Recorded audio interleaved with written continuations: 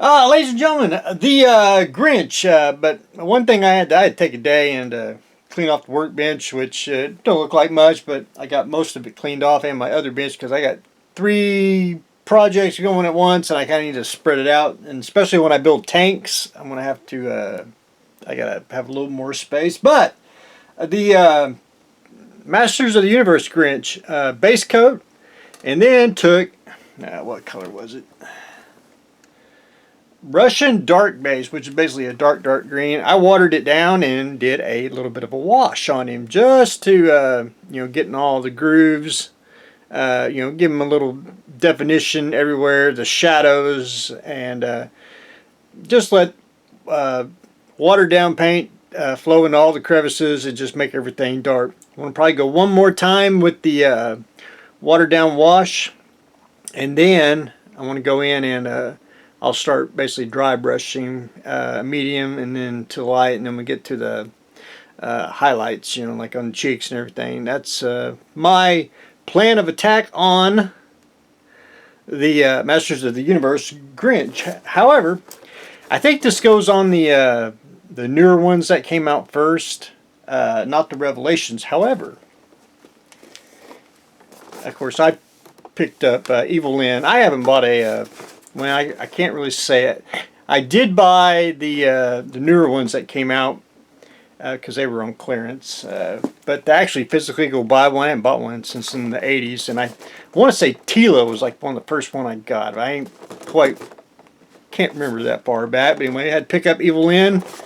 And anyway, I'm curious about the show. Hopefully Tila won't be the next He-Man. It'll have She-Ra and everything, but anyway, that's another topic. However, not to get off subject here, the Grinch, I believe his head would work well on the Revelation Moss Man. That's my opinion, and I may get him later on if I have the head long enough to put it on there. I'll see what it looks like. But anyway, I think that's your best bet's get the Moss Man one. But anyway, she's not bad. I do know she wears the white hair when she's, I guess, kind of good. But anyway, who knows? I'm looking forward to it. Want to critique it because I enjoyed the original one really, really well.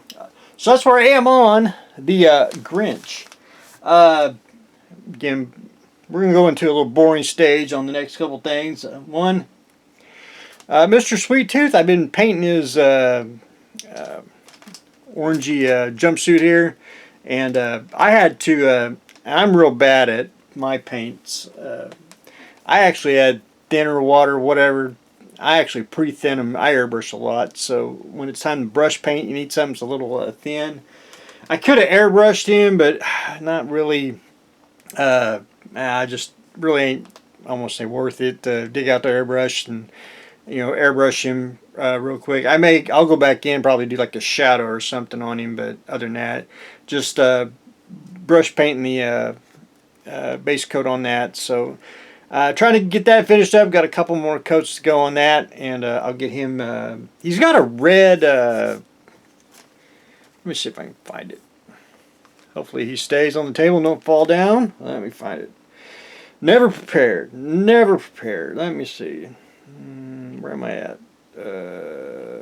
I should save stuff, but I don't. Where is it? Where is it? Where is it?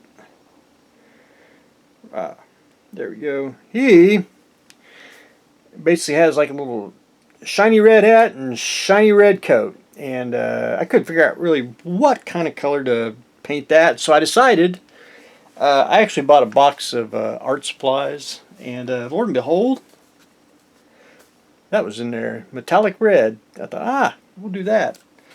So we'll put folk art metallic red on his coat and his hat. I think he'll have a nice little sheen to him, and I think that'll look pretty darn slick. But anyway, that is where I am on Mr. Sweet Tooth.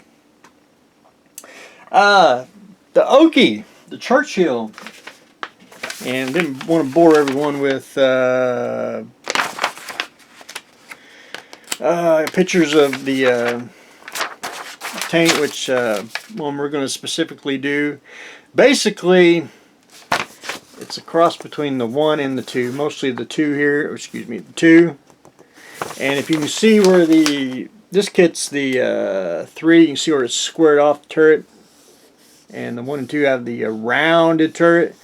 So I got to make the 3 into a 2. And that should be not really hard. But just, you know, it's going to be close getting the contour of it and everything. I'm actually going to use the kit turret as a starting point, and just I'm going to sand and modify it. I think that would be just the easiest way. There is an actual conversion for the flamethrower tank, but I cannot find that anywhere, and that's a high-dollar kit if you can. So I don't know, I may do one of my cheapy ones and see what happens. But anyway, we're going to make the 3 into a 2, so we got to backdate just a little bit of things, and then we got to add the flamethrower stuff, which I will show that once we get a little further ahead. So, started to tackle the kit here. And again, don't like to bore everyone. It's multiple. I did get started on the suspension, and that's just the little springs. You put the little springs on, put the little suspension things. I think it goes something like that. But anyway, that's where I am on that. Got them on. They were drying as we speak with the glue. And then, where am I? Here. I'll show my work. 1 and 2, I skipped that stage because that was Mark III version number 2 and 2, so we're gonna have to omit a couple parts here and there. But other than that, I'm on this stage here, which lots and lots of little parts, and I haven't even started yet. So anyway, did get the bracket done, and anyway, I do a little bit each day. So you know, just say Monday through Friday. You know, Monday, you know, Tuesday, you know, Wednesday. That's just the way I do it. Or try to do each step, unless it's just a lot of parts, and plus you got to mimic it, so that's twice. And the suspension is just about almost a kit by itself. But anyway, trying to get that taken care of. So anyway, that's what I got going on today. Doing the boring duty of the Churchill suspension. Mr. Sweet Tooth trying to get his britches painted, and we put a wash on the Masters of the Universe Grinch heads. That's what I got going on today. So stay tuned for next exciting episode.